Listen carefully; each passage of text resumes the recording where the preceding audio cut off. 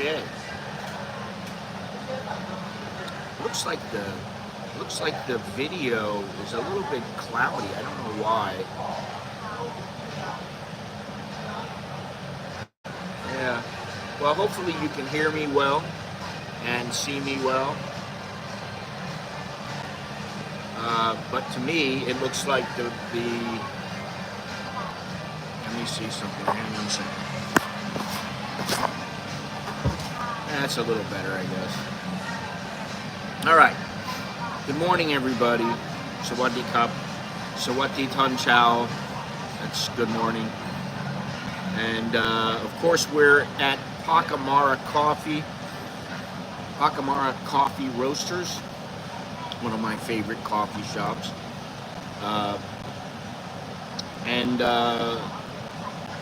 It's very quiet here for the most part, except for the music. There's very few people, which is great.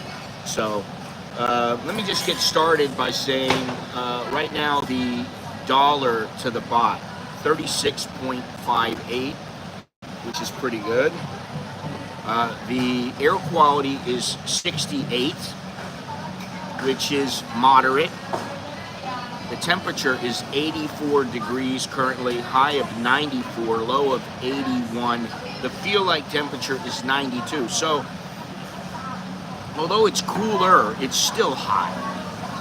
I mean, you know, I'm like right on the verge of sweating. I can feel like the air conditioning is keeping me cool here, but I can feel that if the air was a little bit higher, I would start sweating because it's hot.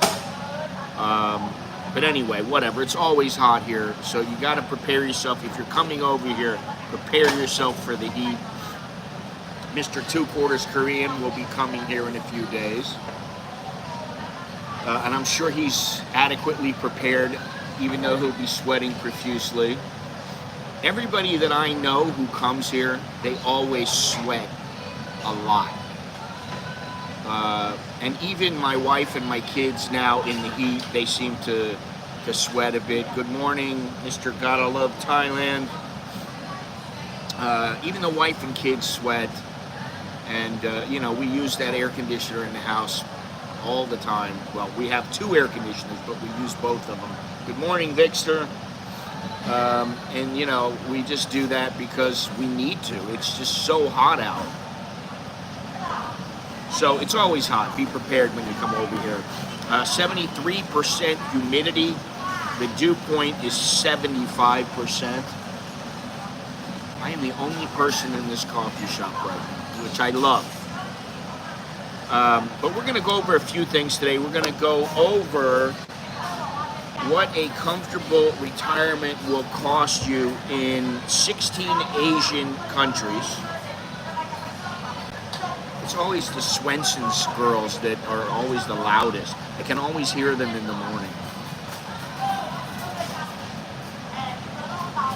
Anyway, and also we have another list, best countries for Americans to move. Now, okay, I take it with a grain of salt, but what I do like is the comfortable retirement, what it will cost you in 16 Asian countries, because it gives you an idea. And although it's not perfect, and everybody has their own price range of what they're going to spend while they live here, it's pretty accurate. You know, if you want to live here on $500, you've got a place that you're not paying for. Let's say you've got a house, your wife has a house, you're living there with her. You can easily get by on $500 a month if you want to. I mean, it's just food. That's basically all you got to pay for. Food, maybe you have a real low electric bill, a low water bill, and to me, you're getting by. Good morning, Daniel. Good morning, good morning. You come next week. Wow. I will be gone next week and the week after that, and I think part of the week after that, so it'll be interesting. I'm going to be in numerous locations for the next 3 weeks. I'll be heading down to Canon, which I've heard good and bad things about Canon. I've heard there's not many foreigners. I heard the beaches are wonderful. Girl yesterday told me a girl in my yoga class told me, she said, you know, I've been to Canome. She said it was 10 years ago. And she said, I didn't like the beaches. They weren't that nice. And I'm like, well, thank you. But I've heard some other people say it's fantastic there. I can't wait to go there. Also, I'll be going to Sichon. And then from Sichon, I'll go to Soratani. And from, whoa, thank you, Daniel. Thank you very much. Appreciate that. Choke D to you. From Sichon, I'll go to Soratani. And from Soratani, I'll go to Phuket. And then from Phuket, I'll come back to Bangkok and then go to Pattaya. So I'll be in Pattaya for 3 or 4 days. All these places. So hopefully I'll get lots of footage. Everything will be grand. I'll do a couple streams. I'll do a stream from every location. So it should be fun. So that's what I'll be doing in the next couple of weeks. And then I want to go to Komodo Island. But, you know, that could be... It depends. It depends because I need to go to Bali. Then I got to go there to Komodo. And, you know... We'll see what happens with that. But anyway, there's a lot planned. A lot planned in the next year or two. So enough about that. Let's get into these lists. Just talk about that because that's what's important here. And if you want to join in the conversation, feel free to do so. More than likely, I won't bite your head off. Rarely do I do that. So don't be apprehensive about commenting. But do me a favor, leave a thumbs up, subscribe, click the notification bell to make sure you get notified when a stream or video is going up. Look down in the description. We got merch. You can get stuff from Amazon. You can use Wise. You can become a YouTube member. You can use the Cash App, which is great. Buy me a coffee, Patreon. There's all kinds of ways. There's too many ways nowadays. I wish there was just one way. It was the perfect way. And everybody had it. Everybody could get. I wish that there was that. And you could say cyber currency is that way, but it's really not. So, unfortunately. Okay, so what a comfortable retirement will cost you in these 16 Asian countries. And Asia seems to be the place where a lot of people want to come. I wouldn't mind living in Europe. I don't know if I'd live in South America, although I could live in Ecuador. You know, I've thought about that. The wife and I have thought about it, and I've been communicating with my friend there, Teddy G. And you know, it's always great there. He always makes it look great. And I mean, I remember, you know, the food was fantastic, the beach was great, everything's good. It's just a matter of the logistics of, do we really want to move from a place where we're very comfortable here, you know? And eventually, my wife will retire. And I will be completely retired. So, you know, yeah, everybody says Galapagos Island. All right, Galapagos, you can go to Galapagos. They have another place there you can go, but it's less expensive. But there are some great places in Ecuador. There's a lot to see, a lot to do. I don't know that it really matches up with Thailand. If you were to match it point by point, I don't know that it does match up. The one positive is that it's closer to the United States. And their visa process is probably, I would say it's better than here, because here it's kind of ridiculous. And I don't mean that in a derogatory manner. I mean, financially, it's not that bad to move here and full-time, repatriate here, set yourself up here. It doesn't cost an arm and a leg. But some of the hoops that they make you jump through, are a little bit ridiculous, like the 90-day report, the TM30, the getting to become a citizen. You want to become a citizen here, you need to be working. Well, what is that? Well, there's nobody who's not working that wants to live here permanently and get their permanent residency. So I don't understand it here. I don't like those things. But point for point, I would say Thailand beats Ecuador and beats most places in the world. Now, let's get into this 16 country. And so supposedly this is approximately how much it will cost you, according to Insider Monkey. What a name. Living costs apply to individual retirees and will vary depending on which city or town you decide to retire in. Countries are listed alphabetically. The very first one is Cambodia. Cost of living per month, less than $1,000. Good to know. This is one of the cheaper destinations in Asia, with many expat retirees living comfortably for $500 a month. Apartment rentals can be as low as $200 a month. Now, what I'll say about that is what I'll say about living off $500 a month in Thailand. Yes, you can do it. You'll get by. But you're not going to be doing whatever the hell you want. You're not, oh, let's go shopping today. Let me go buy that $40 pair of shoes, which is dirt cheap. Or let me go buy that $150 pair of shoes, $200 pair. You're not going to be doing that most of the time. Off of $500 a month. And even $1,000 a month. I know a guy who lives there, and I mean, I've been there many, many times. I haven't been there in quite some time now. It's been a number of years. But I know a guy that lives there off of about $2,000 a month. And he has money left over, but he's a single guy. He doesn't have a girl. He's smart. He doesn't have a girlfriend or anything like that. So, he manages his money well. But he still is ready to move from there.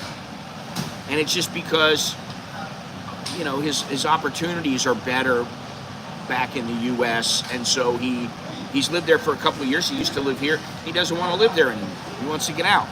So, you need to think about that. And I can tell you, an apartment there, a nice apartment, it's going to cost you at least $300 to $400, even $500 a month. So if you've got $1,000 and you're blowing $500 a month just on your apartment, you still got to pay electric, internet, water, maybe garbage. You got to pay all these things. And then you got to pay for food. And let me tell you, if you're going out having a breakfast every morning at some riverside restaurant or some other restaurant, it's going to cost you at least $5 to $7. It's just not. For $1,000 a month, you're going to be living frugally. For $500 a month, you're going to be existing. So that's Cambodia. All right, it's a nice place, but I personally wouldn't want to live there. And here's another place I don't want to live there. China. Cost of living per month, $750. Good to know. China's cost of living is roughly 45% lower than in the U.S. on average, and you'll have access to a high quality of life and world-class health care. Doesn't matter to me. I personally don't want to live in China. I wish Bruce was in the conversation here. Hey, Andy, how you doing?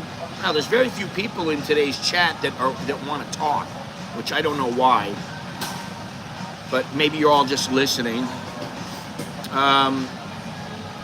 I wish Bruce was in here because Bruce used to live in China, and he said it just got worse and worse and worse. And there are various YouTubers out there who used to live in China, and they're like, hey, you know what? I'm out of here. They did not want to live there anymore because it was just too much of a hassle, too much of a pain in the neck. And you're not. People say that Thais don't want the foreigners here. That's not really true. Okay? What they want is they want a decent standard of foreigner to live here. They want some foreigners here who are not the bottom of the barrel, who have, you know, $400 or $500 a month. Oh yeah, I'm going to live here grand. No, you're just like a poor Thai. You know, if they're going to allow expats to come here, they want people who have money, and that is, in effect, that goes everywhere. And in China, forget about it. Even if you got money, you may have $3,000, $4,000, $5,000, $10,000 a month. Doesn't matter.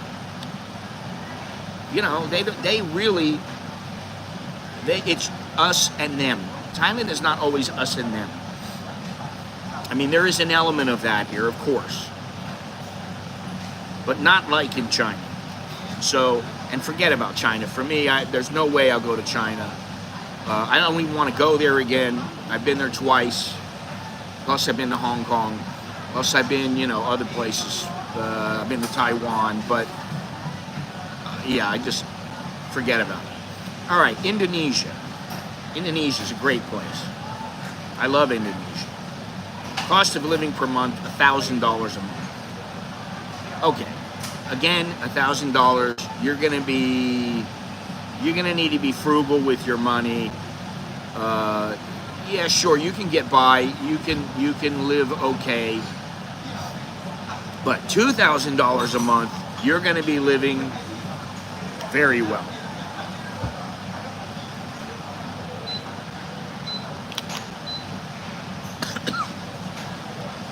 My son's Balinese girlfriend visa for Oz cost 10,000 Oz, 2-year visa. Not sure, is there a cost for the next one in 2 years? After that, she will get a permanent visa. Yeah, I mean, that's another thing. Becoming an expat in Indonesia is not quite as easy as, say, the Philippines or Thailand or Cambodia. It's a little more difficult, but you can do it. But I would say, honestly, just like in Thailand, if you say $1,000 a month in Thailand, I'm going to say double that. You'll live off of $1,500 a month. You can live very comfortable. You're a single guy. You're one guy. You live in your life, doing your thing. Maybe once in a while you pull a girl. Maybe you got a girlfriend who is not like bugging you for money. Yeah, you can do it. $1,500 a month. $2,000 a month, okay. You don't really have that many worries. You can stash some cash. You should be okay. But it may take you a while. It may take a couple of years for you to stash a bunch of cash. You know, if you're only saving 5,000, 10,000 baht a month, you figure it out, and in a year, $10,000 baht a month, it's only 120,000 baht. That's not all that much, really. Okay. So, let's go on here. Wait a minute here. Indonesia's retirement Kitas visa allows retirees to stay there and enjoy its warm, pristine beaches and diverse wildlife. Now, I knew a guy who used to live there. I don't talk to the guy anymore. I haven't talked to him in years, probably 10, 12 years. But I knew a guy who lived there, and he used to say it's difficult to live there, and he was married to an Indonesian. Now, I'm sure you can do it, but you got to have plenty of cash, and that's why he was able to do it. At the time, he had cash, and he was able to move there, set himself up there, and I think he had a kid with him. So it is possible, but I would say, yeah. But you see, this is, I don't even talk about these things, Exeter, because most of these are not going to apply to us. Us as in U.S., Americans, Aussies, Australians, Brits, Scots, Irish. It's not going to apply to us. Big deal. Now you get 60 days instead of 30 days. Okay, so you can stay 90 days. If you're a tourist, you can stay 90 days instead of 60 days. But that doesn't affect me. These visa rules don't really affect me or you. They don't affect people from first world countries who never really had to worry about coming here and staying here. Now, if you want to stay here, you know, they're making a big deal. What is it called? The destination DT something. What is the visa? New D visa in Thailand. What is it called? Not D. It's what is it? DTV. Yeah, DTV. Destination visa. You get 6 months. New visa categories. Let's see here.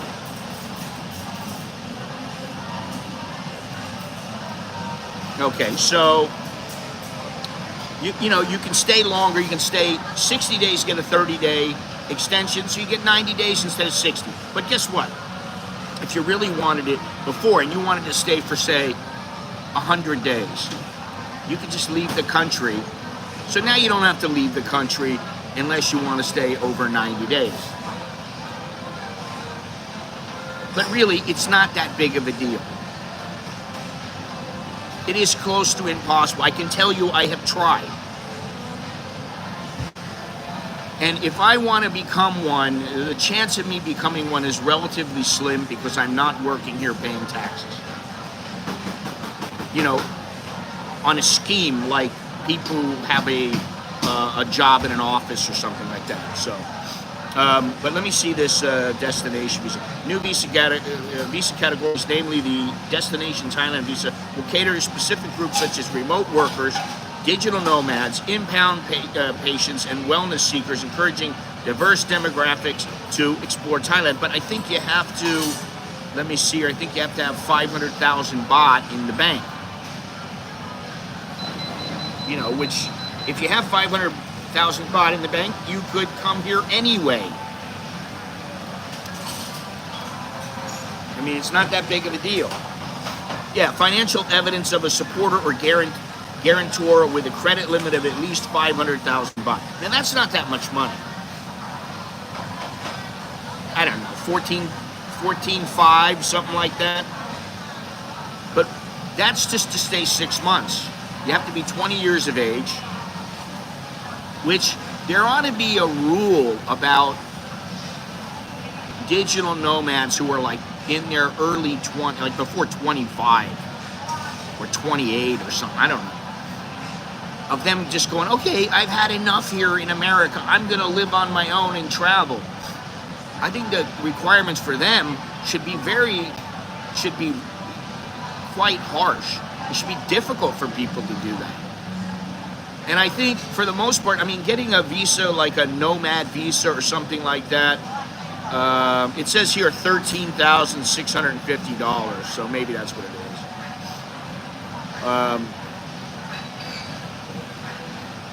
But I mean, if you really wanted, you could get an education visa. You could do all kinds of things. There's all kinds of ways around it. All they're doing is adding different ways, adding different methods for people to live here. But you know, if you were somebody who really wanted to live here before, it's not that difficult. All right, let me go on. The next country on this list, Japan.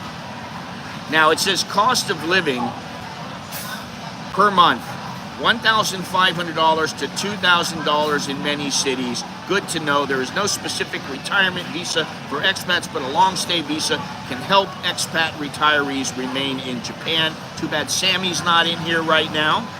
Sammy could probably tell us about that, what it's like to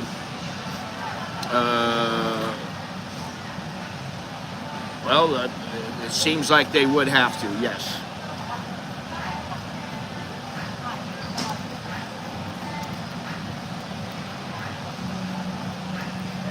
Here we go. Let me see something.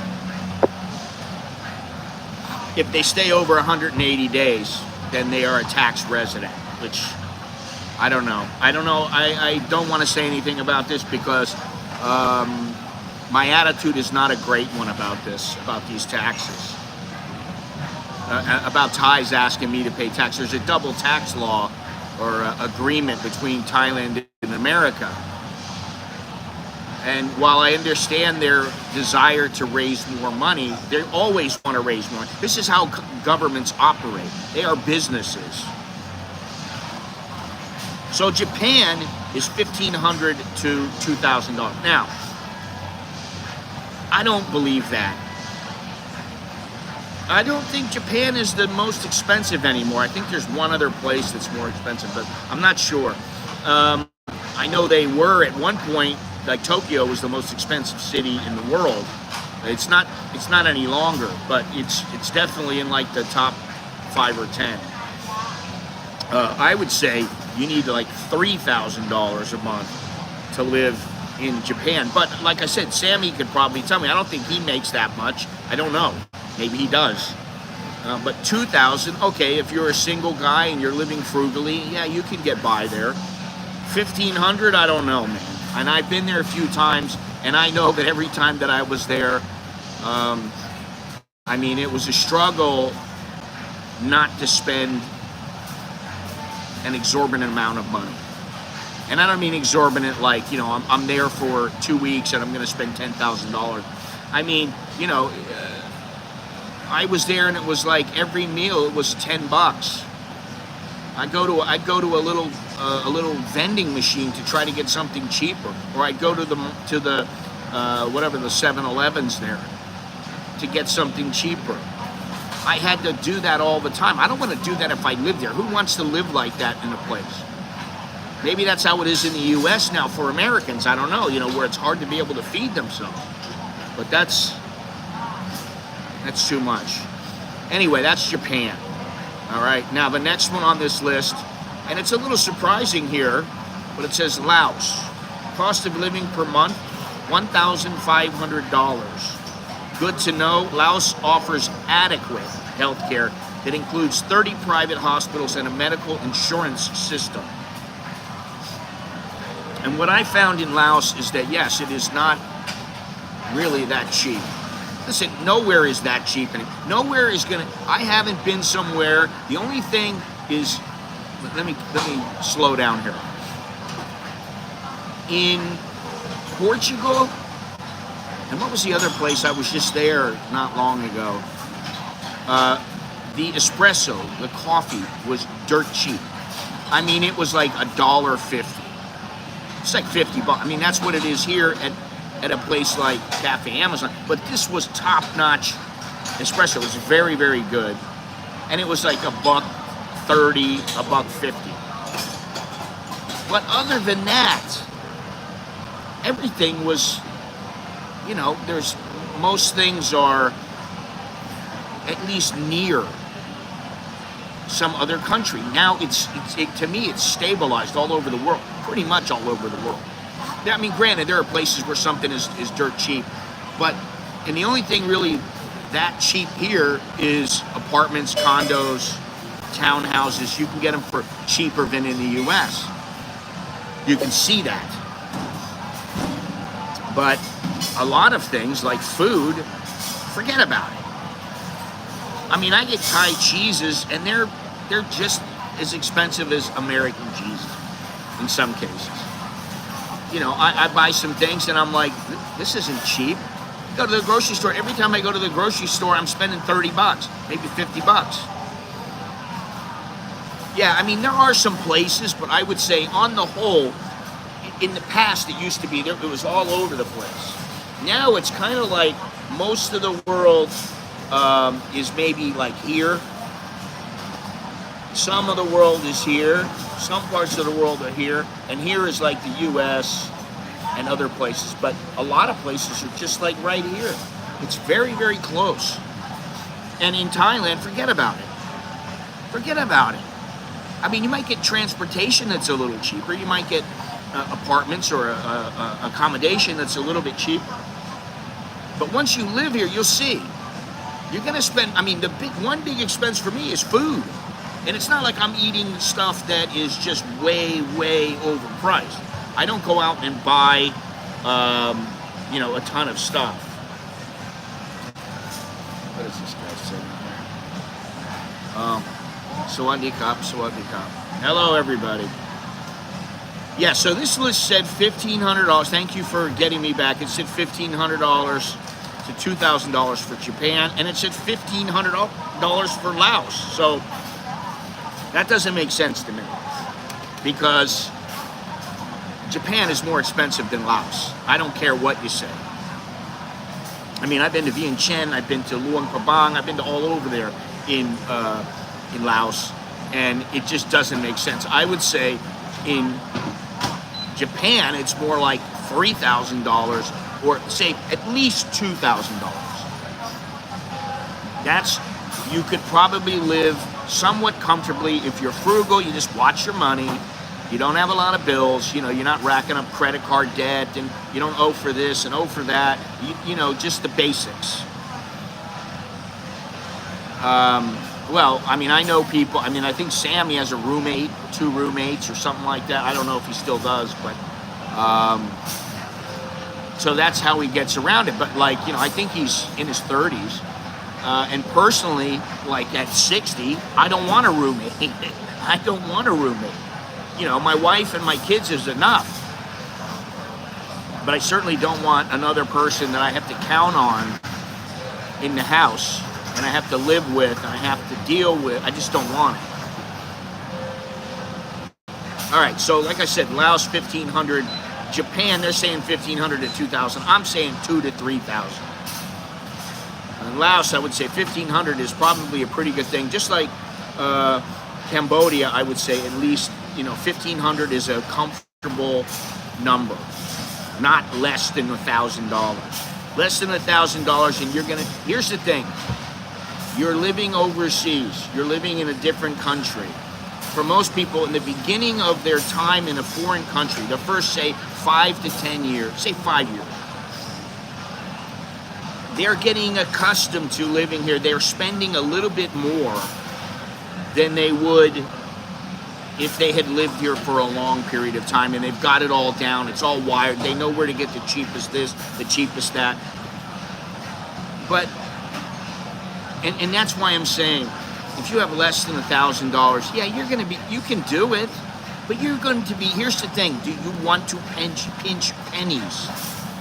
Do you want to pinch satang? Do you want to pinch riel? What do you want to do? Or do you want to be, and I don't mean you got to be the kind of guy who's going out pissing money away, throwing it all over the place. That's not what I mean. But you don't want to have to pinch pennies. You don't have to go, oh, I can't buy a coffee today because I don't have enough money. I can't buy a $2 coffee, $3 coffee because I just don't have the money. Oh, it's too much. Now, I understand if you're going to get coffee all the time, you either figure it into the budget, or, you know, you figure something else out, which is I drink coffee at home a lot. But I'm just saying, you don't want to have to pinch pennies.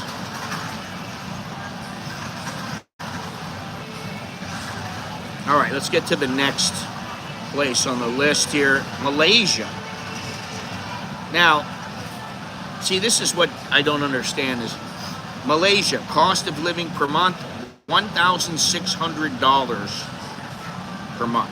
Malaysia offers one of the best retirement visa options in the world, as well as affordable healthcare, warm weather, and outstanding cuisine. I don't doubt it offers warm weather and outstanding cuisine and affordable healthcare. Okay, I don't doubt that. Personally, I don't like Malaysia as much as I like Thailand, as much as I like, say, Cambodia or Indonesia. I don't like it as much. I just don't. I don't have the same feeling when I'm there. You know, I'm not, I don't know. I mean, you know, it's nice, but I just don't have that feeling where I got pep in my step, where I'm like, woo, yeah, I'm happy to be here.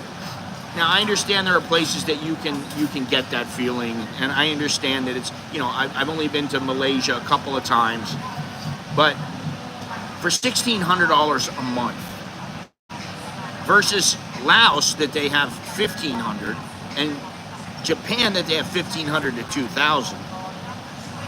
I think honestly, it's going to cost you more than that. So 1,600, I think that is, they are counting on the low end. I think maybe, you know, 2,000 to 2,500 in Malaysia, just to be somewhat comfortable. And you can say, oh yeah, but the Malaysians do it. Yeah, Malaysians do it because they They live there. They know what to buy. It's going to take you years to get to that. It's going to take you a few years to get to the point where you can do exactly what the Malaysians are doing, because you get the same prices. You know where to buy everything. You're not paying a little bit more because you're a foreigner. And maybe just the lifestyle, you know, like I know a lot of people here, they don't want to do anything except take taxis. It's too much trouble to get on the SkyTrain. My kid gets on the SkyTrain all the time. He rides the SkyTrain all the time. He loves it. He doesn't care. It's fine, and I like it. I love it. I love the subway. The SkyTrain, okay, it's all right, but I like the subway. The subway to me is a little bit better. I don't know why, but it just is. And the feeling I have going underground is better than going on the SkyTrain. Plus, they give me a discount, which I appreciate that, but that's not why. I just like the subway better. And some people don't want to take the subway. They don't want to take the boat. I mean, in America, if you take the bus, you're doing it, that's like living rough. You take a bus here, I mean, you know, you take an air-conditioned bus, might just be a convenient way to get around. You can always buy a car. You can always buy a motorcycle. I think about it all the time, and I just continually say, no, I don't want to do that. I continually think about buying a motorcycle. Now, in Malaysia, I don't know where this 1,600 really would land you. I would say you could probably live fairly comfortable, but I would say $2,000 is a better amount. And here's a place, I didn't even think of this place. The next four places I didn't really think about, but they are places on the list for Asian countries. And the next one is the Maldives, which is a very nice place. It's also expensive. An ideal location for retirees who enjoy snorkeling, scuba diving, fishing, and swimming. Let me tell you something. I just found something out, and I knew about it, but I didn't really think about it. But, you know, some people say that there are no more saltwater crocodiles in Thailand. They're extinct. However, there have been some seen, and there are some saltwater crocodiles in somewhere, and that means you're in the ocean.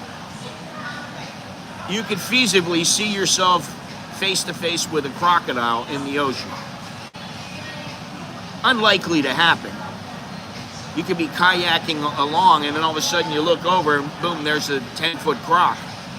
You could see that. Now, unlikely, but you could. All right, now let me get back to this. The Maldives.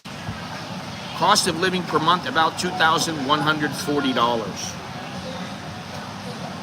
And again, I'm going to say, yeah, I mean, you know, I think it's just too expensive to live here. They're saying $2,140. I don't know where they come up with the $40 or the $140.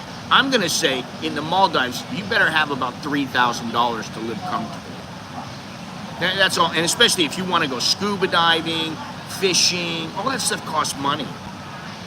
Scuba diving is not a cheap endeavor. You know, even snorkeling. Snorkeling is okay. You can do it. You get yourself a little boat. You can go out, go snorkel. All right, fine. But you want to go scuba diving, and you want to go with a bunch of other people or something like it. It's costly. Fishing is costly also, especially if you're going on a private boat. I personally don't like to go on boats where you got 100 other people and you're all sitting there next to each other with a line going down, and you're all like trying to catch the same fish. And you're all sitting next to each other. I don't want that. You go out with a couple buddies, you pay more for the boat, but you're alone and you have plenty of fun. Now, I've done that a couple times here in Thailand, and it turned out to be really good fun. But it wasn't cheap. It was expensive.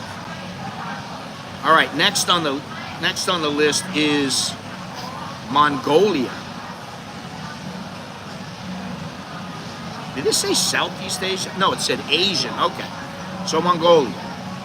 Now, I always think about Mongolia, but mainly it's just curiosity.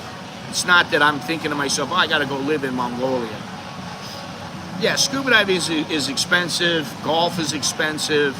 Ask Jono about golf. It adds up. You go to the driving range, it costs you money. Then you go out and you play 9 holes, it costs you money. Yes, Mongolia would be interesting because it's not a place that people really think about, oh, I gotta go to Mongolia. Cost per living is less than $1,500 a month, and I would say that's probably about right. But I don't know that much about Mongolia, so I'm not really sure, but okay, I'll say let's just give them the benefit of the doubt. And it's just good to know there is not a large expat community here, but it's a great destination if you value nature and outdoors adventure. So that's good to know. The next one is a place that I actually thought about and took a look at just because I was curious. And I've been there. And that place is Nepal. Cost of living per month, less than $1,000. I would say, depending on where you live there, it could be less than $1,000. It could be more. But I would say, yes, you can live for less than $1,000 there. Another nature lover's paradise thanks to the Himalayas, as well as the country's many forests and lakes. And what I will say about Nepal, I love the place. I like the people. I like the country. They were not overbearing. They did not push you.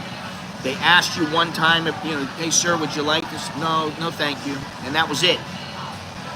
So that's one of the places, I would like to go back. I'd like to do spend a month there.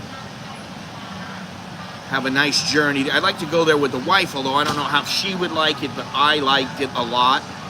And I thought to myself, God, if I lived here, what would it be like? And, that's the thing. I don't know that you would have the same standard of living as even, in a place like Thailand or even the Philippines. I don't know about that. Malaysia mainland visa is expensive. Sarawak, Borneo is way cheaper. If you spend at least 15 days a year, then you can go to anywhere where Malaysia mainland for the rest of the year. Yeah, I went to Borneo in Indonesia, but that was easy. And Malaysia, like I said, I just don't have the desire to spend a lot of time in Malaysia. I don't know why. Sometimes you get a feeling about a place and you just go, wow, I'm really interested in that place. Doesn't do it for me. I think about the beautiful beaches and things like that, but then I think about all the different cultures it's a melting pot, and I just don't think I want to. It's kind of like a Singapore for me. Singapore for me is a place you go for a couple of days and then you get out. Same thing with Malaysia. It's not for me. If I went to Indonesia, I could stay there for, a period of time. I don't know how long. Cambodia used to be to where I could stay there for a period of time and I wouldn't get bored. Now it's a little bit different, but okay, I haven't been there in a while, so maybe it would be good. But so Nepal, less than $1,000, and I would say that's pretty dead on. And here's a place I don't know really anything about it. Maybe 2/4 Korean knows about it, and that is Oman. Cost of living per month, $2,000. Now here's what I find interesting. Rents for 1-bedroom apartments in Muscat and other major cities cost around $1,000 per month. All right, so you're going to pay, if you've got a cost of living of $2,000, you're going to pay $1,000 a month for your apartment. Then you have $1,000 left over. I don't understand how that works, because if you really go by what you're supposed to spend, if you're spending $1,000 a month on rent, you should have at least about $3,000, maybe even $4,000. So why would you spend $1,000 on a place that you have a $2,000 budget? It doesn't make sense to me. And quite frankly, I don't know that I want to live there. There's certain places I just don't want to live. I don't want to live in Saudi Arabia. I don't want to live in Oman. I don't want to live in Dubai. I have no desire to go to Dubai. I don't care. I don't care what's there. I don't care what it's like. I don't care. I don't want to go there. It's not my, just doesn't fit. I don't like it. Okay, enough about that. Next on the list, well, let's see there. How many is it? 3, 4, 5, 6. Okay. Next on the list, we have the Philippines. Cost of living per month, less than $1,000. The country's Special Resident Retirees Visa, SRRV, can help you move to the Philippines and join the more than 200,000 expats who already live there. Okay, I don't really know, but I know that anytime I've been to the Philippines, I spent more than $1,000 in a week, and that's as a tourist. So let's say that I knocked it down to $400. That's still $1,600 a month. Let's say $1,500. I would say if you want to live there comfortably, you probably need $1,500, $2,000 a month. It's just like Thailand. Because you do not want to live on the poor end in the Philippines, and you don't want to live on the poor end in Thailand. You really don't. And I know I've lived poor here for brief periods of time, and I've lived well here. And there's no way that I want to live, I just don't want to live poor in a place. Who does? What do you go to a foreign country for? You don't want to go there and live like a pauper. All right, the next place on the list is Qatar. Cost of living per month, $2,500. Good to know. Qatar is home to a sizable expat community who go there to take advantage of its modern infrastructure, safety, and strong healthcare system. It's another place I just don't want to go. $2,500 a month. Okay, I'll bite. I'll say, okay, that's what it is. But for me, it's not a place. For other people, they may love it. I don't know. Next on the list is 2/4 Korean. His favorite place, South Korea. Cost of living per month, about $1,400 in Seoul and other big cities. Good to know. South Korea doesn't grant a retirement visa, and expats need to qualify for its long-term visa to stay. On average, one-bedroom apartments start at around $265 a month and go up to $800. Okay. Yeah, I don't want to live in Korea. No offense. I don't know. I think they're a little bit like the Japanese in that they are a bit xenophobic. Not that Thais aren't, but outwardly, I think Thais are very friendly, and who knows? But I just, off the top of my head, if you just fast, you're asking me questions, and I've got to give a quick response. If you said to me, Qatar, no. Philippines, no. South Korea, no. Thailand, yes. Myanmar, no. Cambodia, no. Portugal, yes. Ecuador, yes. Belize, I'm going to say no. So, now here's one. Sri Lanka. And I know some people who have lived in Sri Lanka and they loved it. They had servants, they had everything, and it was for a reasonable amount of money. They live very well. It says cost of living per month, $1,500. Good to know. Under the Dream Home Visa program, retirees over the age of 55 get a monthly remittance of $1,500 or the equivalent in an approved foreign currency for the principal applicant, as well as $750 for the equivalent in an approved foreign currency for each spouse and dependent child. So it costs you $1,500 a month as a single person to live there if you're over 55. So that's not much. But I would say Sri Lanka, Bangladesh, these countries, they're going to take you some time to get used to living there. Yeah, but you know what? I mean, you may think it's great to have servants, but I can do without them, quite honestly. I don't have a massive house. It's not like I have a 20-bedroom house. I don't want other people living in my house. I don't even want them living in the guest house. So to me, it doesn't matter. Sri Lanka is a pass for me, but $1,500 a month, and I do believe that's probably dead on me. Now, here's the good one here. Thailand.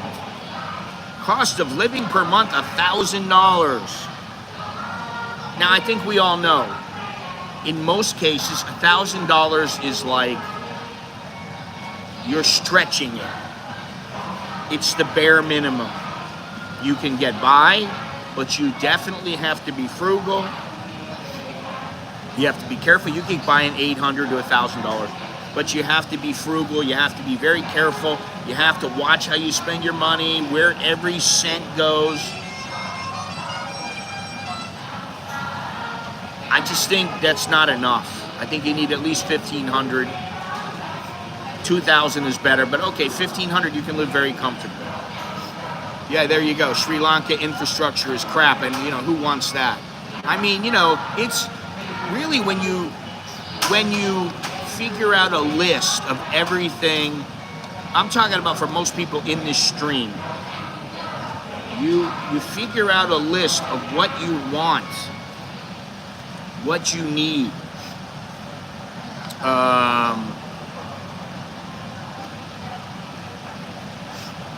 You know, immediately that list is dwindled to next to nothing.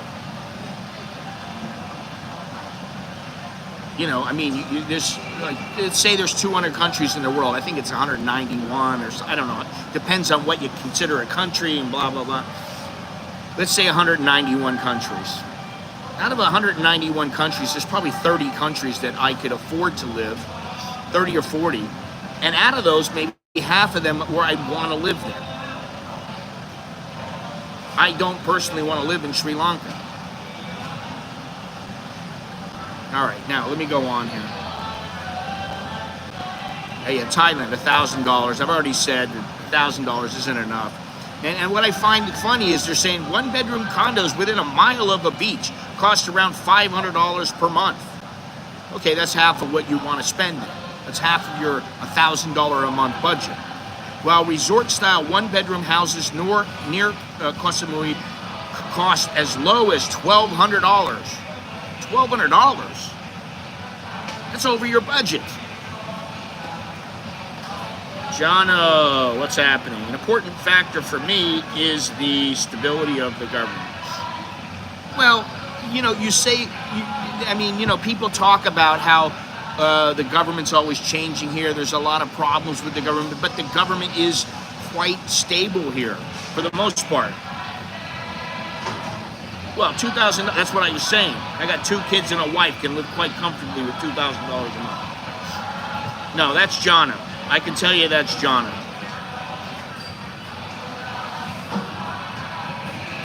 Yeah, okay, $2,000, but for, you know, let's say $1,000. All right, if you want to be that kind of guy where you're going to live off of that, I think you're going to be eating.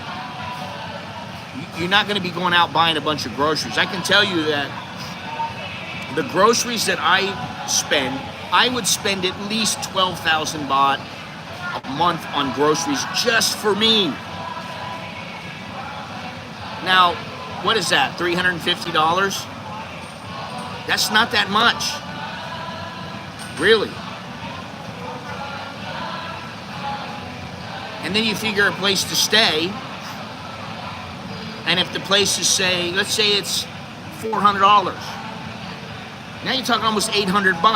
That's just for a place to stay and food. That's not going to movies. That's not taking a chick out. You take a chick out to a nice restaurant, it's going to cost you $100. Even here, it costs you $50 maybe. All right, so you take her out to a little food stall. All right, so it'll cost you 200 baht. But you got to be real, man. What else is important for you, Jono? I told them, somebody said scuba diving is like golf. It's expensive. And I said, well, yeah, golf is expensive, and so is scuba diving. Just the bottom line. You want to play, you got to pay. Everything costs. Every movement you make when you, okay, unless you're walking, you're not paying money if you're walking from point A to point B. I understand that, but you want to get on the SkyTrain, you want to take a taxi, every time you go somewhere, it costs you money. It's transportation. Now, what I was looking at, and this is in Thailand, I was looking at my transportation costs for this month, and they were more than I usually spend. Let me see if I can figure it out here. Okay. May. Transportation, usually it's around 2,500 baht because I try to keep it down. However, this month it was about 4,500 baht. That's 135 bucks. 135 bucks. That's not a huge amount. But if you got $1,000, it's 135 bucks. I just said $800 for food and for your place to stay. That's almost $1,000 right there. For food, I spent 15,621 baht this month. Now, so if you say Thailand $1,000, I just don't think it's enough. Honestly, 1,500 is, you want to be frugal. You don't want to go out and party all the time. You're careful with your money. 1,500 is enough. But 2,000, they're saying, resort style one bedroom houses near Koh Samui cost as low as $1,200. Well, $1,200, they're giving you $1,000 a month to spend. How are you going to pay it? So for $1,200, you need to have at least $3,600 a month. Really, if you want to do it what is considered the right way, which is 25 to say 35% goes on your rent or your mortgage. All right. The last one on this list is Vietnam.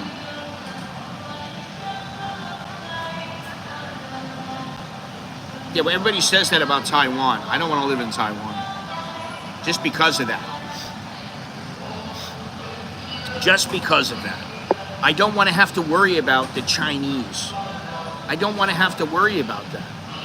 I want to live somewhere where if there is by chance, the Chinese decide they want to start taking over a place, I have time to get out and go somewhere else.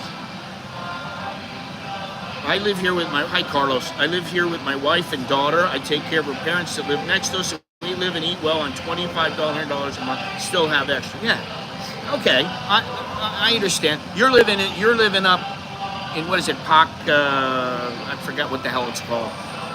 Not Pak Nam. But that's going to be a little bit cheaper than if you were living in, say, Bangkok or a big city. Because I can tell you that with the tuition of my kids and food, and when they were both living with us, man, we spent a lot.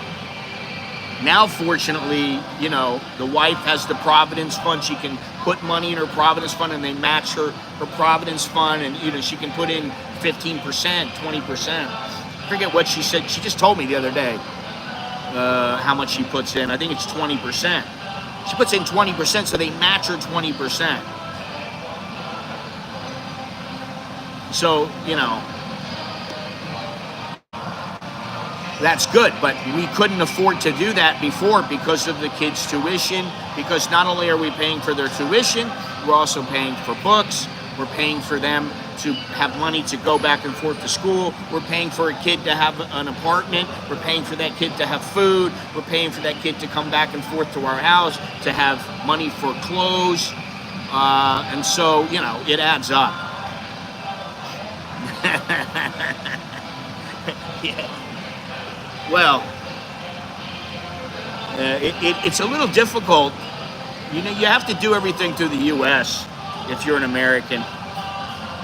I can actually put money through her stocks in Thailand, and I could just do it myself. But like Carlos was saying, he does all this. He's 2,500. He's got a little bit left over. So for $1,500 a month, you can live very comfortably for a single person. And that's the thing. Yes, kids are very expensive. And my kids, who when they were little, they weren't that much. But as they grew up, they started to be more money. It cost more money to take care of them. And like, listen, Alex just went to the dentist. He just went to the dentist because he's got braces on right now. They had to fix his braces. He went to the dentist. It's $125 just for them to adjust the braces. And then, because it was too tight, it was hurting his mouth, he had to go back again. Now, he went back. It cost him money to go, which it doesn't cost him that much because he's taking the Sky Train to the subway. Only cost him about, 50 baht, something like that, 60 baht. They charged him a little bit. They charged him like $5 or something for, I think, the wax that they gave him, which is not much. And generally they won't charge him because he's going back because he's got to have something redone.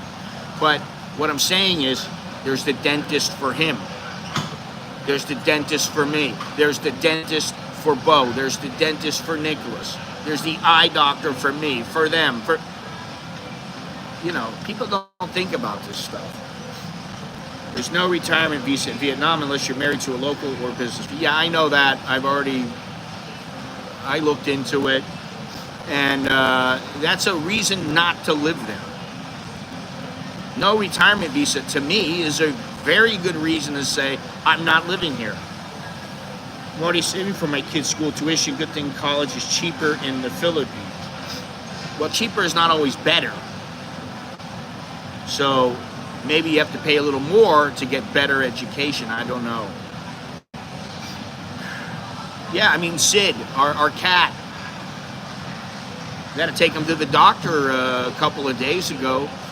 He had an eye infection, and we think it came from the little cat trying to scratch his eye. Yes, and now we have Nancy, who's a freaking terror. Absolute terror. More than Sid ever was. Sid used to just jump around and spin in circles and then run away, and and every once in a while he might jump on you and grab you or something. But Nancy's an absolute maniac.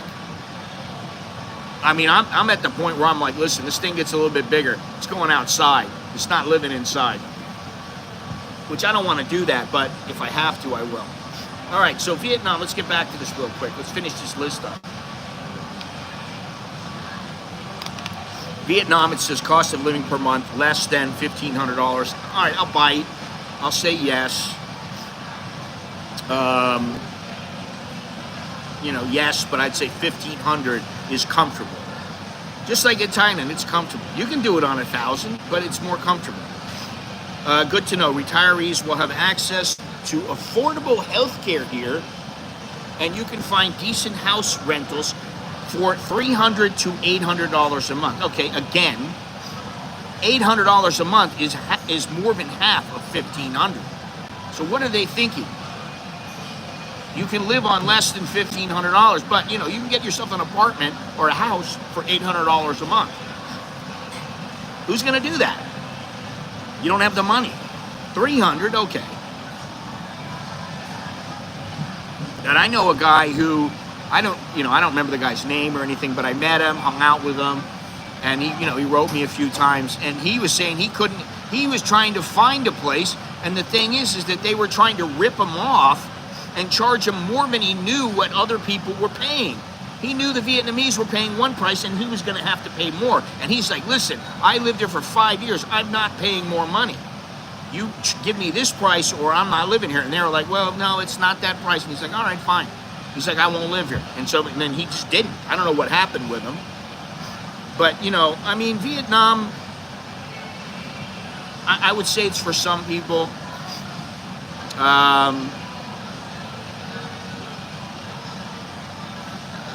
How do I say this? To me, in Thailand, it's not us versus them.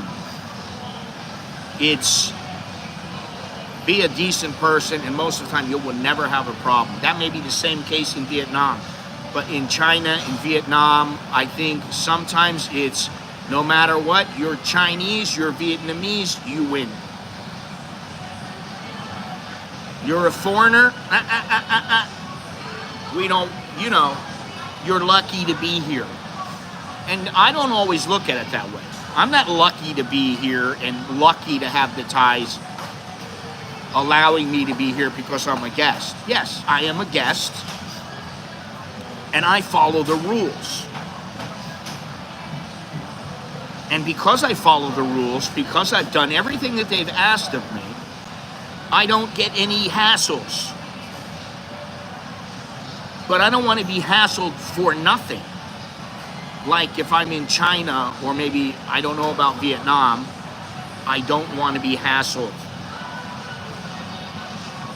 So Vietnam for me is a pass. Yes, I would say out of these places, yeah, Japan and Thailand are really the only places that I would want to live. Maybe Indonesia, but it depends on where it was in Indonesia. Vietnam is quite nice. I just think there's an underlying sentiment that we're Vietnamese, we stick together, and you are one of them. And while you may be one of them here, money talks. And, you know, money may talk in Vietnam as well, but I don't know how to describe it. I just think that the feeling I have is that here, if you're smart, especially if you speak the language, sorry to say, and you can communicate well, you won't have any problems here. And if there's a chance that they're going to rip you off for something, you go somewhere else. You don't get into a taxi that says, I'm not turning the meter on. Oh, give me 400 baht. No, I'm out of here.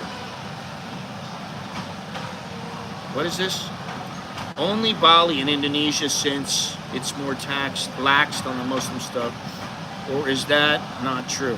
No, it's quite lax, but it's all of Indonesia is not Muslim. All the people that I know are all Christians. And, you know, they lived in Jakarta, they lived all over. But, you know, Bali, I like Bali. Bali was very nice, but, you know, I think about it and I think it is a touristy kind of place. There's a lot of tourists. However, you can go to places where there are not many tourists and you can be alone, which is quite nice. You know, I mean, I went to,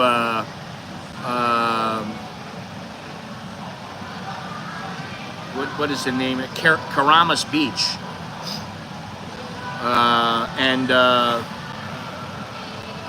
You know, that beach was fantastic. I had a great breakfast, great photos, great surfing. It was just great. The whole thing was great. I loved the place. Now, if you go back again, it'd probably be the same. I mean, I had fish. It was $10 for the fish, for a potato salad on the side, for a drink. I mean, you know, a huge piece of fish. It was fantastic. It was like a kilo, this fish. Kilo of mahi-mahi. I'd like to visit Brazil. Visit's one thing. I don't think I'd like to live there. I think as you get older, you look for good medical services and services in general. Yeah, that's another thing. I mean, I've been doing a lot of research on Africa lately. And if you think that some of the places in Asia don't look good, you should see some of the places in Africa, some of the roads, how you get across rivers. You should see some of these things. It's horrible. And I forget what the term is, but in some of Africa, everything's staying the same. Some of Africa, things are progressing and getting better, like Rwanda, Angola, Ghana, these kind of places, South Africa, they're getting better. Some places are just stagnant, they're staying the same. And some places are getting worse. Their roads are deteriorating and they don't improve them.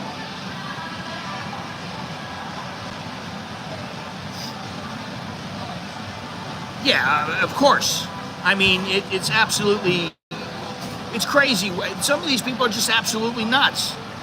I mean, that's another thing. You go out there, you're out in the middle of the bush somewhere, everybody's waving at you, you're all happy, everything's great, and you come across a couple of guys and they just happen to be gangsters because they got a gun, and that one of them calls himself a general. And you're like, okay, you're a general. All right, can I go? No. You got $1,000? What? So, that's just Africa as a whole, you really have, I've been picking and choosing certain countries. Rwanda is one, very good. Ghana is one.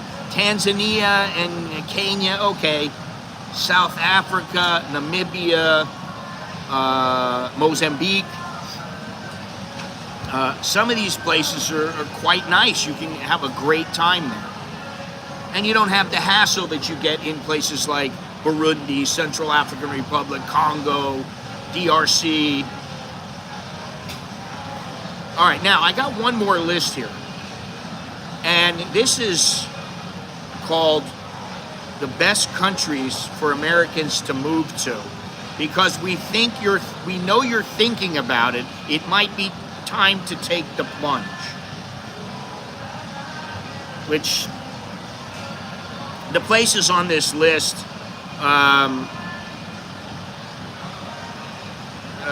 although I like some of them, I think I like to visit a couple of them, but most of them I don't want to live there.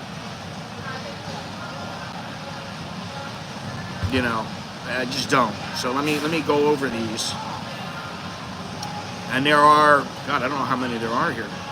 There's a few. All right, first on the list is the UK. Come on. The UK? You think I want to go there and live there?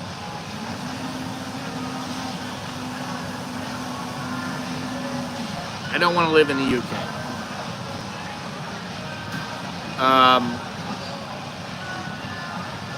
Yeah, I don't care that you don't have to learn a new language. I just don't, nothing against the UK. It's just, I just don't want to live there. It's too much like America. Because they speak English. Canada, same thing. I understand there are great places in Canada, but I don't want to live there. That's number 2 on the list, Canada. Great places to ski, and you can have Tim Hortons. I don't care about that. I don't care about Tim Hortons. I'm sitting at Pacamara.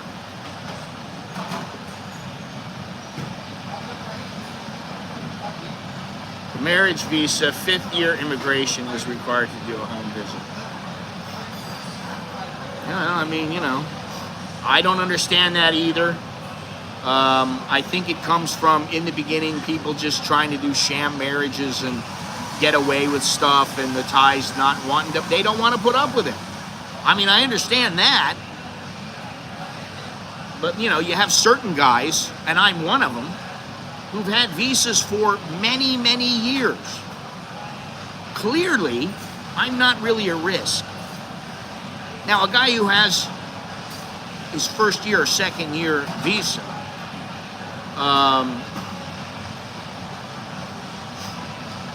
I think is a little more apt. You may be more apt to catch somebody doing something. I don't know about in the first 5 years, but in the first 2 years. This home visit stuff, it's crazy. Well, listen, if they haven't caught you after 5 years, come on.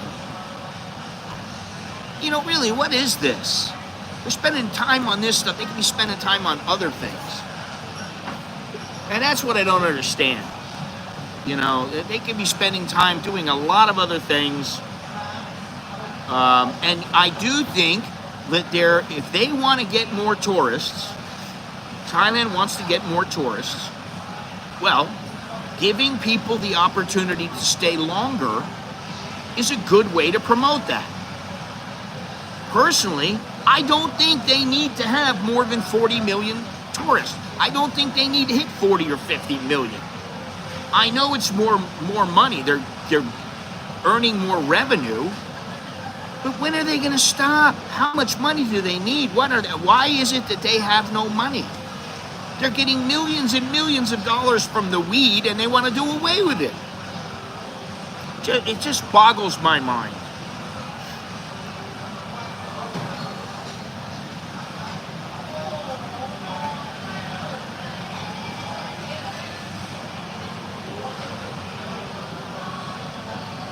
The next place on the list is Australia.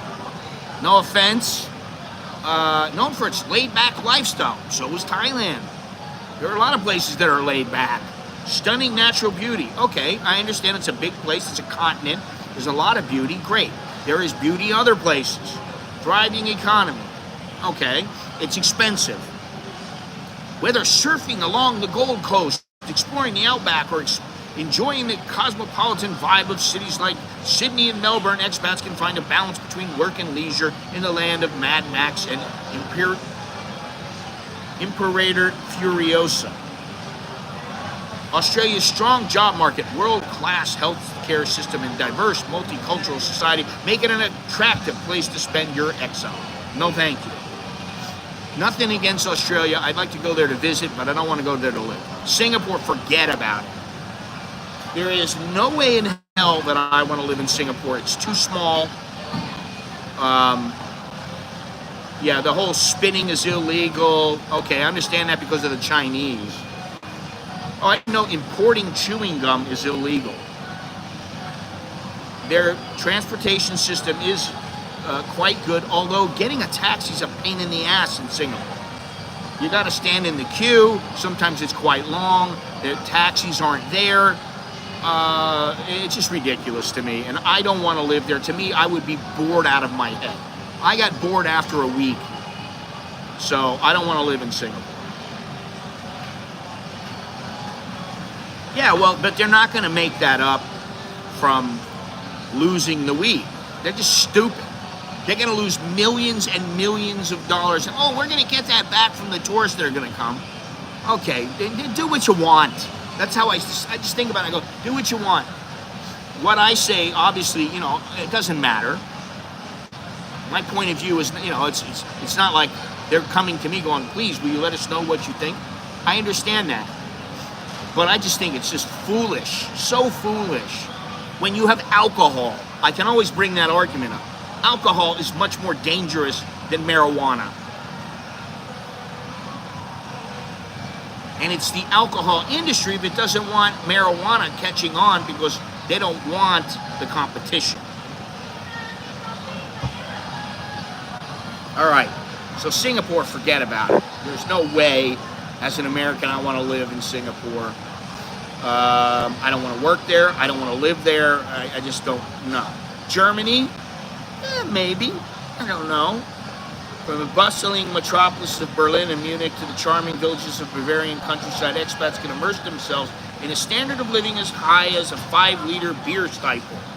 An education and healthcare systems that put many other countries to shame. With its strong economy, robust social welfare programs, and commitment to environmental sustainability, Germany is ripe with opportunity. As much as I think about Germany and how much I go, wow, Germany might be kind of cool. No. I don't want to live in Germany. I don't want to live there. Switzerland. Okay, Switzerland, I would probably live there. 2 words, Tina Turner, who has now passed away.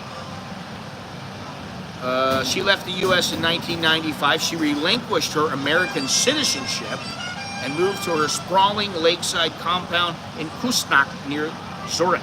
She later officially became Swiss and relinquished her American citizenship, which I just said. Between the quality of life, privacy, and tax benefits, can you blame her? She had enough money where she could live there. She initially moved to be close to her German husband, so love did, in fact, have a lot to do with it. All right, I'm not going to go on there. The next one is Japan. Destination you find on almost everyone's bucket list, from the neon-lit streets of Tokyo to the ancient temples of Kyoto. Expats can experience the best of both worlds while enjoying safety, cleanliness, and intense efficiency. Japanese isn't the easiest language to learn, so it's probably best to take some classes before you go. All right, whatever. Japan, you know, like I said, you got to have enough money to go there, and not only that, you need to me, it would seem you would need to have some friends there so that you have a circle around you. I don't want to go to Japan and live in Japan if I'm the only person there. I got no friends. I don't have to go and make friends all over again. Obviously, I'm older, but let's say you're 30 years old. Maybe you're going to make friends at work. I don't know. But to me, it seems a bit of a stretch. I mean, if you're going to go there in Japan, where it seems like you're an oddity to many Japanese. I don't know, maybe it's the same as Thailand, I don't know. The next one on the list, Mexico. So this is for American expats who don't want to move too far from home. Mexico City on its own has much going for it, like pollution. From Enrique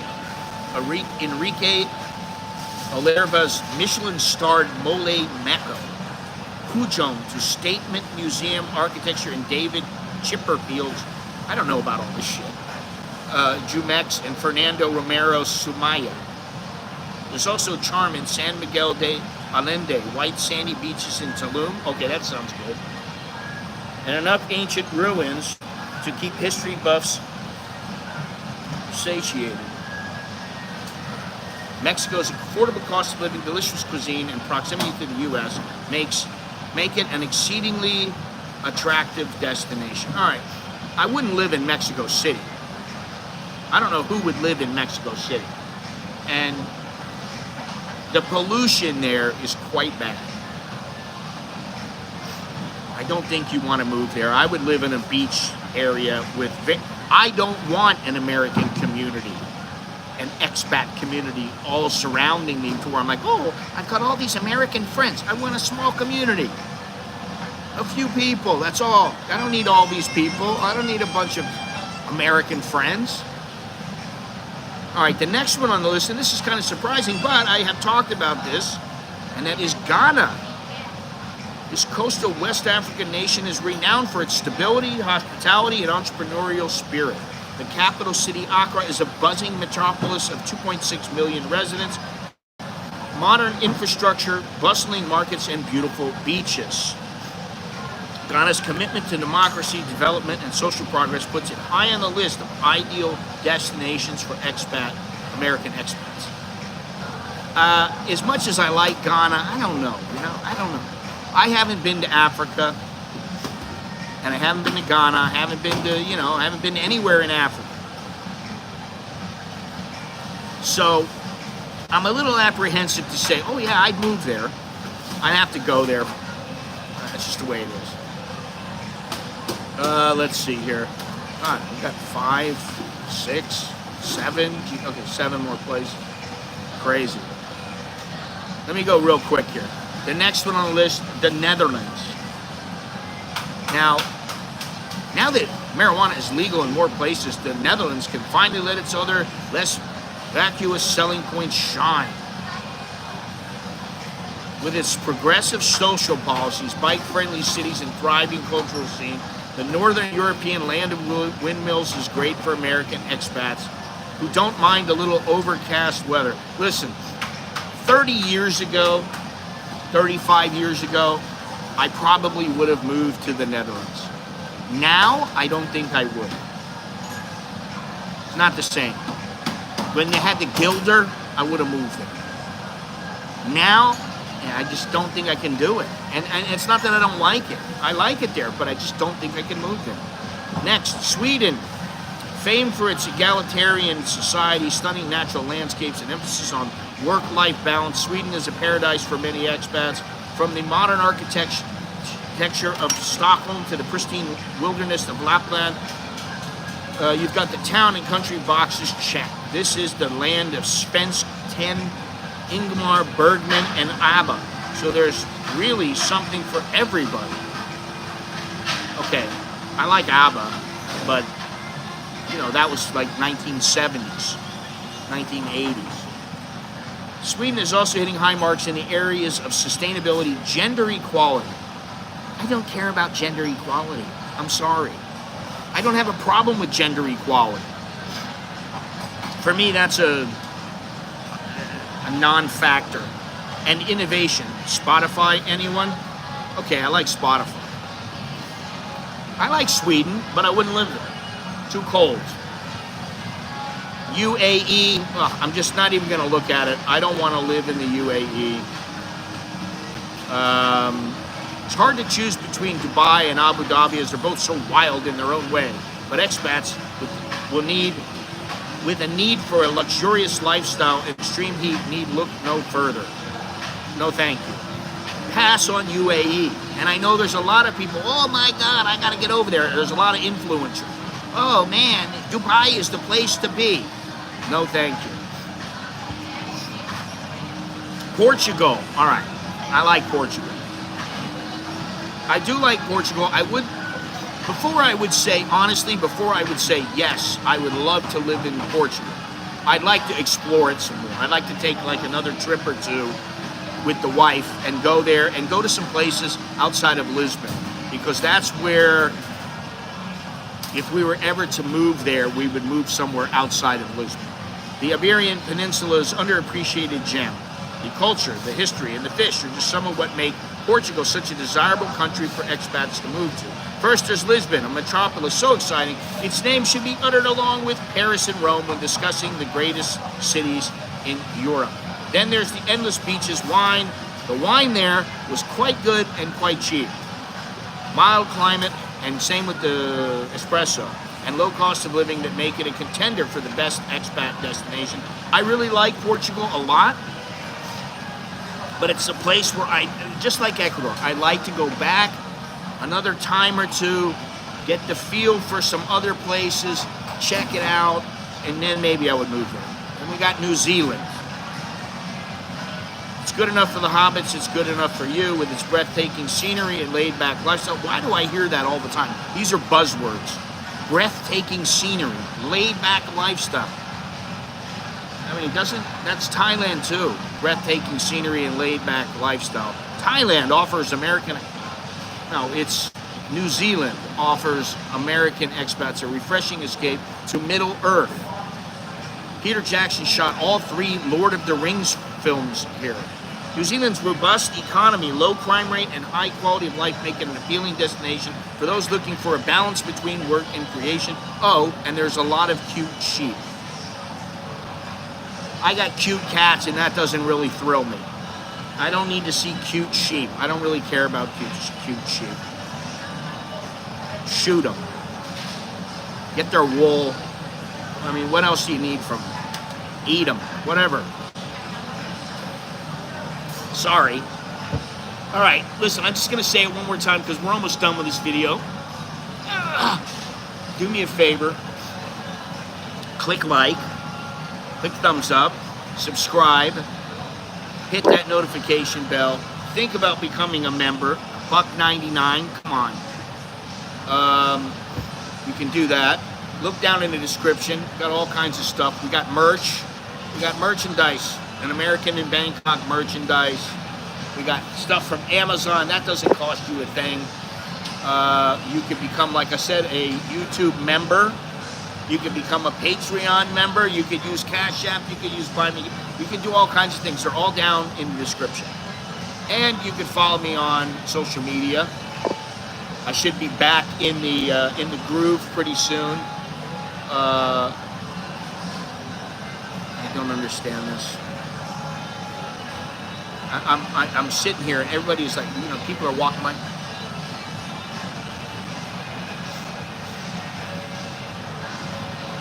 Getting stared at. Anyway, let's go on here. The next one on the list, South Africa. Here's another extremely far afield suggestion, one with superb healthcare facilities, strong expat communities in cities like Cape Town and Johannesburg that provide a high standard of living and opportunities for career advancement. South Africa's vibrant art scenes, and outdoor activities like safari tours and wine tasting. Riding around on ostriches is apparently a thing. Not for me. Make an adventurer's dream. My adventure in South Africa, and then I don't know if it's even possible anymore, is there used to be, you know, air jaws, the great white sharks that breached the water. They came up going after seals, and they used to do that. There was a couple places, Seal Island, Dyer Island, and a couple places off the coast. But now apparently the killer whales have driven off a lot of the great white sharks, and that's not happening as much anymore. Very interesting. There's some great white sharks that have been basically had their livers torn out by killer whales, by orcas. The orcas go after them just because they want their liver. The livers of a great white shark is 500-600 pounds. So these orca go after the shark, and that's what they want. I don't know how plausible it is to go cage diving with a great white now. I think it is, and you can still see them. But I think the opportunity to see them breaching, because to watch them breach, you know, you have to wait for hours for them. You might have to wait for hours to find a great white that's breaching and to be able to photograph it, and it's very difficult. But now, because of the orcas, it's even more difficult. But that's something I'd like to do. And you know, there are safaris I'd like to do there. I mean, it's nice to, why not? Next on the list, Italy. The aforementioned expat characters played by Julia Roberts and Diane Lane seem to have a good time living in Italy. Romulus and Remus could not have predicted how awesome this boot-shaped peninsula was going to be when they were suckling a she-wolf. Okay. It's a country of ancient ruins, Renaissance arts, and cacio e pepe. Italy's rich cultural heritage can't be understated. You can spend a lifetime taking it all in, and in its Mediterranean climate and strong sense of community, there's reason enough to move here forever. Okay. Listen, Italy's a place I'd like to go. I don't know if I'd like to live there. My sister lived there for about 4 months, and she liked it a lot. She said the food was fantastic, you know. So, yeah, lack of English and Japanese is a bummer. In the cities you can get by, but out in the countryside, forget it. Not as long as it's Thailand. Salary low. Whale is a Roy. My Thai girl likes it too. Okay, that's nice. Whale blubber. And last on the list, and I'm curious about this place, but you know, only to a point. It's not really up there on my. It's not on my bucket list. It's not first and foremost. But that place is Chile. Known for its diverse landscapes and stable economy, Chile is a prime place for the expat curious to consider. Okay, I can consider it. From the bustling streets of its capital, Santiago, to the awe-inspiring scenery of Patagonia, this western South American country gives expats a lot to work with. Chile's affordable cost of living, first-class healthcare city and system, and commitment to sustainability make it a competitive destination. But its southern hemisphere snow season will give your ski bunny friends back home a reason to come visit while it's burning hot in the U.S. Let me tell you something.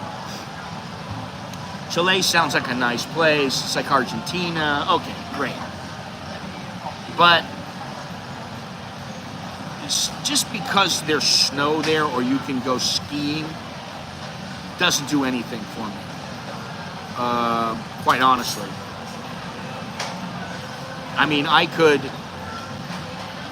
Yeah, I mean, quite honestly, I don't need that.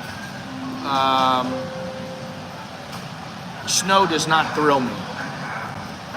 I'd rather be in a warm place than a freezing cold place. And while I don't mind, I mean, I've been in Alaska, in very, very cold places, by the Bering Straits. I've been in some really cold. I've been in Russia, some really, really cold places, and they were okay for a short period of time. But I like warmth. I like being by the beach, which is why on Friday I go to Kanom, then to Sichon, then to Surat, then to Phuket, and then to Pattaya. So,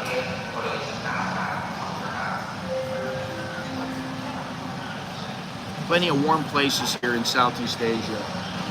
And that's why I just, I mean, like, would I live in Switzerland? Yes, I would. Because of the standard of living. This is assuming that I have enough money to live there. I would live there because it's not only about going to a place and looking at the cost of how much everything, of everything there. It's about what you're getting for your money, and are you getting a great standard of living. And in Thailand, you get a really good standard of living, and the cost is not exorbitant. I think at this point, it's a better place to live than the United States. And, some of the places on these lists are quite good.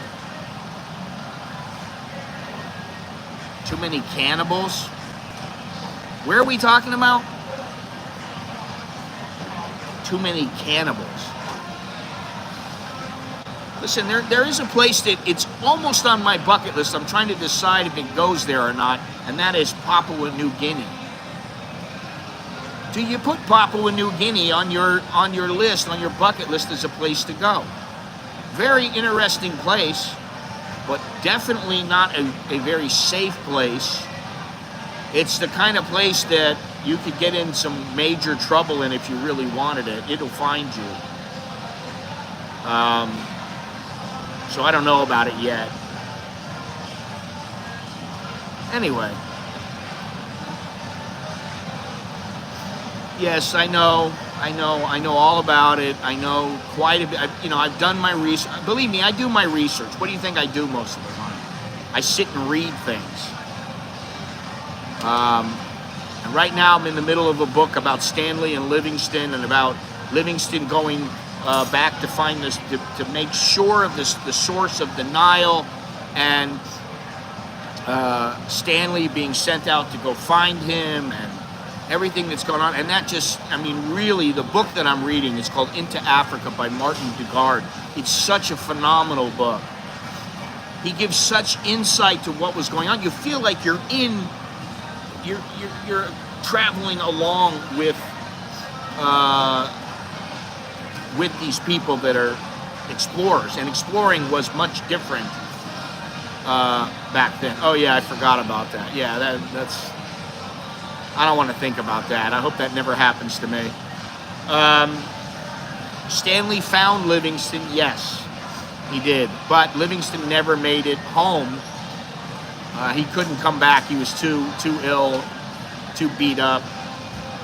And I think they put his heart under a tree, or by a tree. They dug a hole and put his heart there.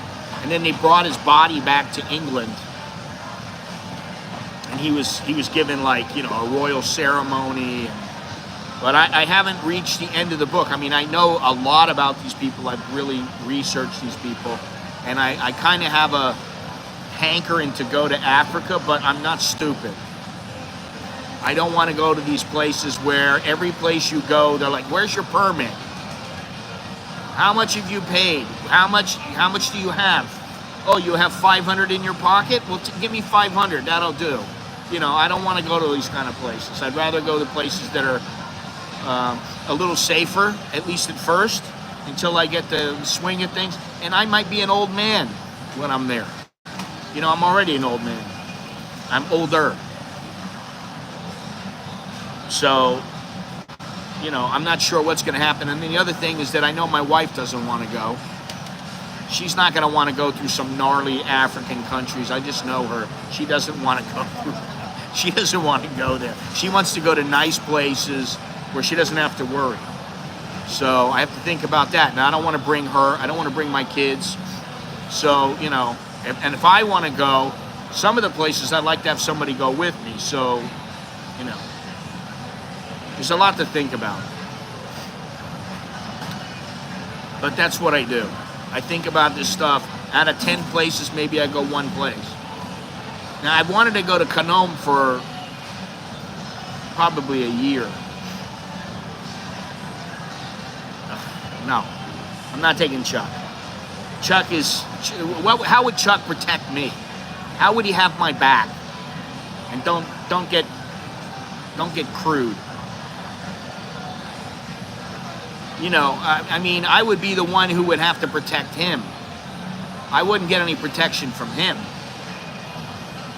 You know, so, and you know, some of these countries, they don't take well to people who are attracted to the same sex. You know, they'll throw you in jail, or they'll do all kinds of things to you. And I don't want to have any of that happen. That's just it's a bit too much. You know, maybe if I was younger, I would be a little more apt to do some of these things.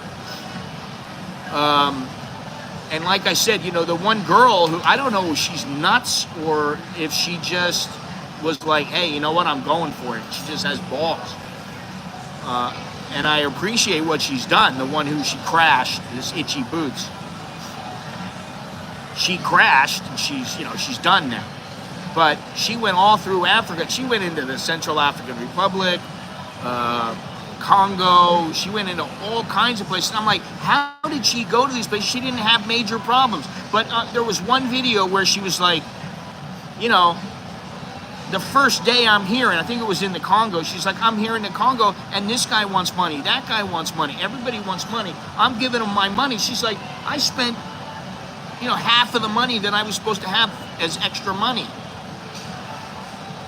Yeah, well, that's where she lives. It's what everybody said. There's one person that makes it. I know a filmmaker that was in the Congo. I've got his film, and he's got a brother, and, you know, I know them. I don't know them, but I know of them. And if I reached out to them, maybe they would help me a little bit. But, you know, you have to be careful, man. And I'm not looking to do anything stupid.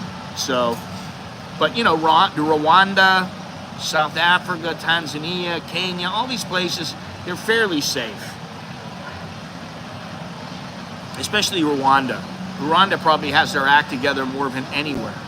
And same with Angola. Angola, people are so worried about it, but they've really got their act together. Namibia also. So, you know, if I went there a couple times, got the hang of things, then maybe I would go somewhere else. But you figure I'm 62, so it might be 68 by the time I get to some of these places. I might be an old man. You know. Anyway. I appreciate everybody joining me. Joining in the conversation. Nice little conversation today. I was going to go to the Nylert Heritage House today, but the weather doesn't look very good, and I just said, you know what, I'm not taking a chance. Well, I knew the weather wasn't going to be good, and I decided not to take a chance. I knew a couple days ago that this week is the chance of rain is 40-50% every day this week until beginning of next week. So let's see here. I'm taking off on Friday, so maybe 2/4 Korean can be here for that stream. But he's taking off himself the next day. So that'll be interesting. I'm interested to see what kind of a trip over he has and hear about how everything's set up. I don't know what my wife has found out, if anything. She's been extremely busy, more busy than usual. So I don't know. She's not here right now, and I don't know what's going to happen with that. But Algeria, I would go to Algeria. I would go to Morocco. I'd even go to Libya. You know, there's places I would go. But there are some places like Burundi, Central African Republic. No, I don't think I am. I wanted to get a camera. You know, they're like $400 or $500. If I get it in America, it's like 400. And then if I get it here, there's one that I can get. It's almost the same price. So I'm like, you know what? This is actually the one I want to get. So I don't have the money right now because I'm going on this trip, doing all these things. And the colognes I was gonna get, I figure I'll just get one of the colognes, and that one I can send over here. It doesn't have alcohol in it, so I don't need any. But thank you for asking.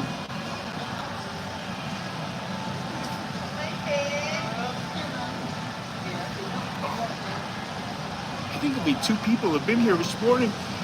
I don't know how they do it here. Oh man. All right, guys. Thank you very much. I will be here on Friday morning, which is a few hours before I leave on my trip. I'm excited to see what Kanom and Sichuan have to offer. I know there's some waterfalls, there's some viewpoints, there's all kinds of stuff. So we'll see something. I don't know what it is, but when I get there, I'll find out. So I think it's, see, Friday and then Sunday. I think Sunday I will stream from Kanom. And then Tuesday from Sichuan. And then I don't think I'll stream again until I get to Phuket. So anyway, thank you again. Please leave a thumbs up, and remember to keep watching, keep commenting in the chat, and I will talk to you guys later. Okay? Adios.